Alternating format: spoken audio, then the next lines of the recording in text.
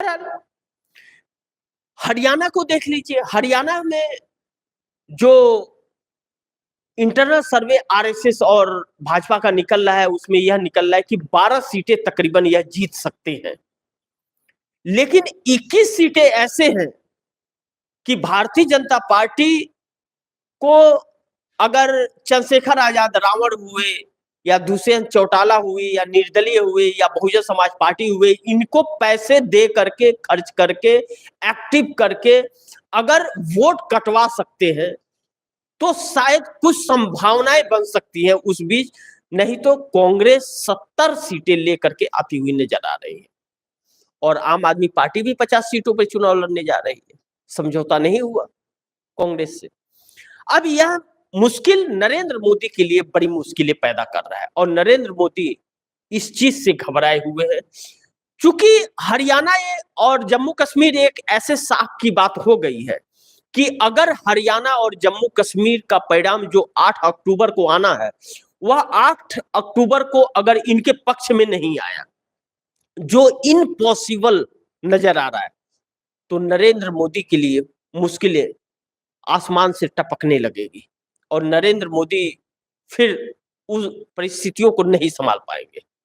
सारी चतुराई विफल हो जाएगी। वो कहते हैं ना, लाख करे चतुराई कर्म का रेखा मिटे ना रे भाई। तो इनके कर्म जो है वह टपकने लगेंगे फिर। तो अभी तो कर्म क्या टपके हैं, अभी तो एक ट्रेलर देखने के लिए मिला है, लेकिन जब वह टपकेंगे तो वह कहते हैं ना, तूफान आ गया, अच्छे अच्छे उड़ जाते हैं। तो मोदी के लिए घातक साबित हो जाएगा। लेकिन शिंदे और पवार पर, एक ना शिंदे और अजीत पवार पर तलवारें लटकी हुई हैं। भाजपा के बागियों की कांग्रेस से डील हो रही है क्या?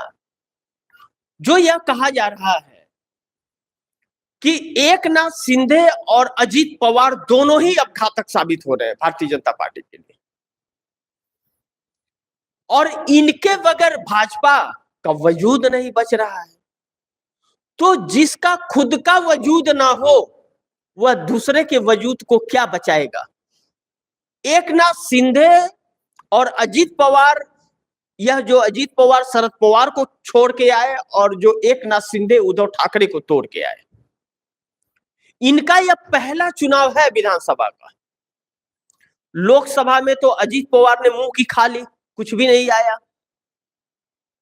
लंगूर के हाथ अंगूर कहते हैं ना, 1 सीटें आई, वह भी बड़ी मुश्किल से, दांतों चने चबाना पड़ा। लेकिन एकनाथ शिंदे को थोड़ा फायदा हुआ, वह था सिंबल का हेरफेर, और इस चीज का एहसास एकनाथ शिंदे को है जब उनके प्रत्याशी 50 वोट से जिताए जाते हैं। उसमें भी कहा जा रहा है धांधलियां हुई। तो ऐसे में एकनाथ शिंदे के सिंबल का जो खेल था, हर कोई शिवसेना का सिंबल हुआ उद्धव ठाकरे का मान रहा था। उद्धव ठाकरे हर जगह सिंबल पहुंचाने में नए सिंबल को सफल नहीं हुए। लेकिन विधानसभा चुनाव में, अब चुनाव बाद लोग समझ गए, ओहो हमसे तो गलती हो गई, मैंने दिया वोट उद्धव ठाकरे को और यह तो चला गया एकनाथ शिंदे को। इस जगह पे अब बैकफुट पर आते हुए एकनाथ शिंदे नजर आ रहे। यह चीजें जब समझ में आ गई और 7 सीटें एकनाथ शिंदे पाए हैं। एकनाथ शिंदे महाराष्ट्र के थाने से जाते हैं और थाने में भी अपने बेटे को खड़ा नहीं कर पाए क्योंकि हार जाएंगे चुनाव, ऐसा प्रतीक हुआ। तो उन्हें कल्याण जाना पड़ा।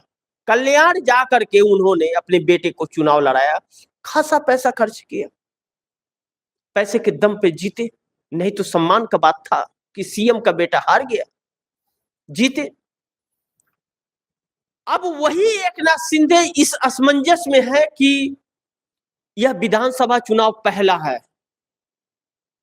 सिंबल के हेरफेर से लोकसभा चुनाव में तो थोड़ा सा फर्क पड़ गया, लेकिन अगर विधानसभा में उल्टा हो गया तो उनकी राजनीतिक कैरियर का क्या होगा?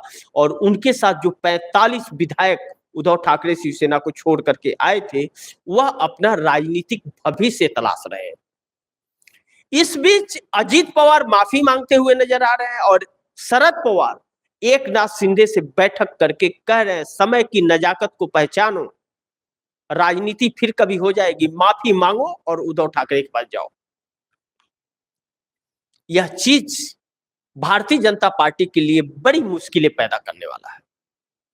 यहां पे उलझ गई है भारतीय जनता पार्टी और भारतीय जनता पार्टी को समझ नहीं आ रहा है।